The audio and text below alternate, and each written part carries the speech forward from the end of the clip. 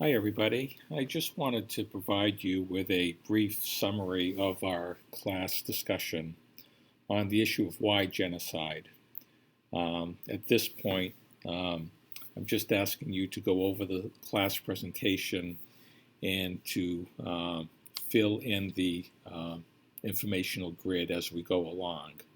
Remember, uh, the information on the slideshow corresponds to the slide and the slide box on the grid. I'll call it the grid for lack of a better term.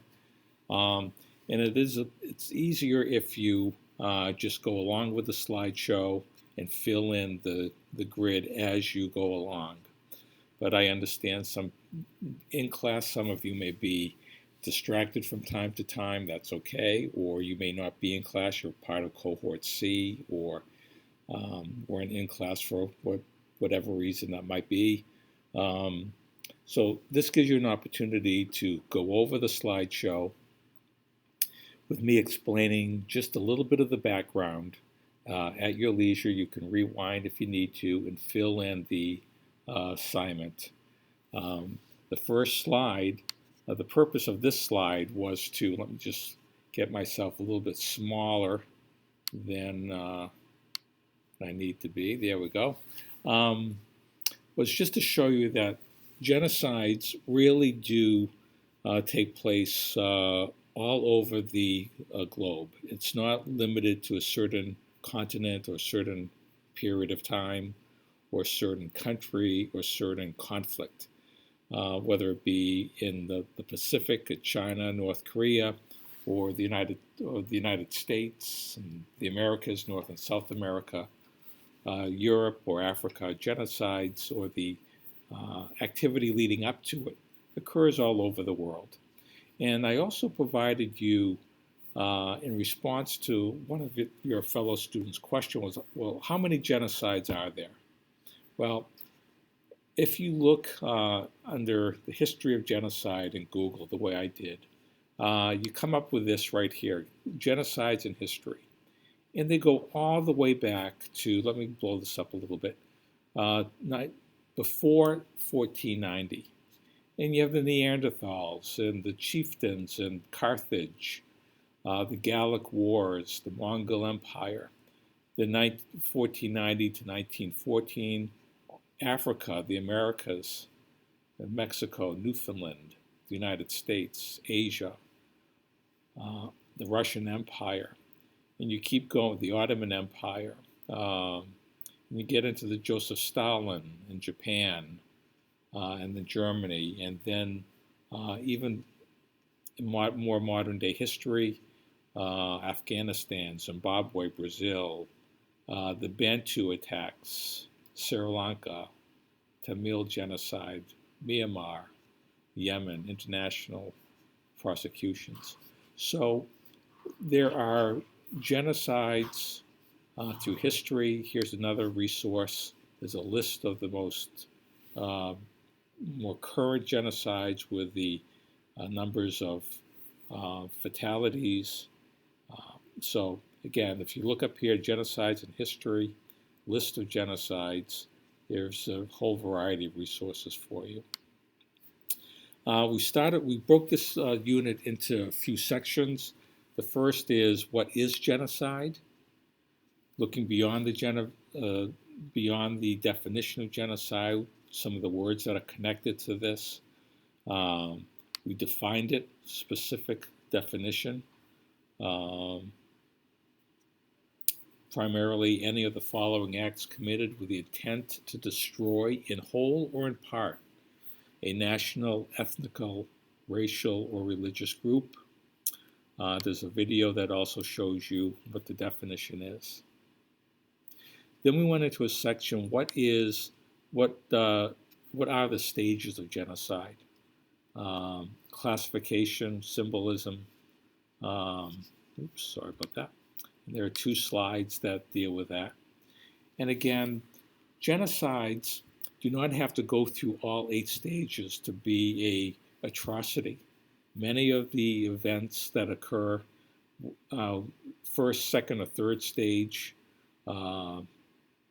have to do with the humanization of people, marginalizing people within a society, uh, polarizing people against each other. It need not end with a Holocaust. It need not end. And so when you're looking around the world, when you're looking into countries, um, don't simply ask the question, did it end in a mass execution or mass destruction? Each step along the way is a crime against human decency itself. Be aware of it. And then I gave you a video of the 8 stages of genocide, which are contained in the video. We then went to the warning signs. We had 3 people interviewed, one from Germany, one from Bosnia, and one from Rwanda, who shared with you the experience of how the atrocities occurred in their countries, very slowly at first, sort of seeped into the culture. People really didn't see it coming, didn't know what to look for, but the warning signs were there looking back at it. So we then go into the difference between genocide and the crimes against humanity. The activity isn't much different. The intent is, but still, genocide and crimes against humanity are both atrocities. We then explored the Native American Removal Act, where the United States needed land upon which to further develop the United States. And this takes a look at, examines the look of the actions taken by the United States to limit, to move, to disenfranchise, to marginalize Native Americans, and take a look at that. And this is not usually taught in American schools. Should be. I think it will be in more of the future. But take a little drink of water. But take a look at this. It's well worth. It's about 10 minutes long, and it's well worth it. Excuse me. Little water.